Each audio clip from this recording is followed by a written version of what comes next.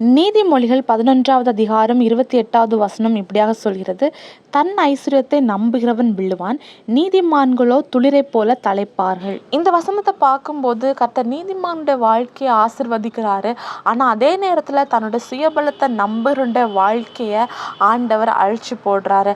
அதுக்கு காரணம் என்னன்னு பார்க்கும்போது நீதிமான்கள் ஏசப்பாவை சார்ந்து நிற்கிறாங்க.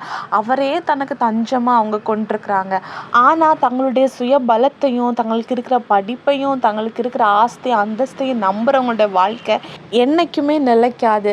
அது எப்போ வேணாலும் மாண்டு போகும். ஏன்னா அவங்க நம்பிக்கை ஏசப்பா மேலே இல்லை, அவங்களுடைய நம்பிக்கை முழுவதும் இந்த உலகத்துக்கு மேலே இந்த உலகத்தில் இருக்கிற நபர்கள் மேலேயும் தான். ஆனால் இயேசுவாகிய கற்பாறை மேலே கட்டப்பட்ட நீதிமானுடைய வாழ்க்கை தலைக்கும்.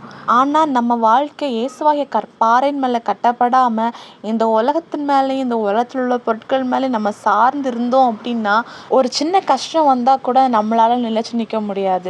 அதனால இயேசுக்குள்ளாடி நீங்கள் கட்டப்படுங்க. இயேசு உங்கள் வாழ்க்கையை கட்டும்போது உங்களுடைய வாழ்க்கையை தலைக்கும். நீங்களும் நீதிமான்களை போல தலைப்பீங்க. ஏசப்பா உங்களை ஆசீர்வதிப்பாராக. இயேசு கிறிஸ்துவின் நாமத்தில் ஆமேன்.